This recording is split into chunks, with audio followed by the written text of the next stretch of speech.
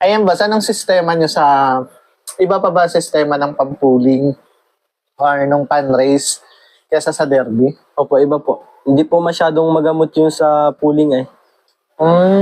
Anong sistema nyo sa pooling? Ibig sabihin wala talagang gamot sa pampabilis? Wala po, idea lang po. Tapos yung motivation lang po, pampabilis. Yun, doon tayo sa pampuling kasi doon talaga kayo sikat ngayon eh. Anong sistema nyo mula Monday hanggang Sunday? Pwede malaman. Kuwan lang po, lagi pong ginagalit.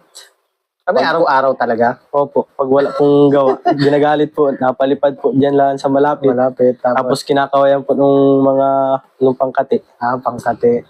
Ganun lang talaga. Opo. Ibig sabihin yung pampuling nyo, 1 week siyang may training talaga. Tapos pag allowed na po, doon lang po kami nagabigay ng ideal. Isa lang. Isa lang po.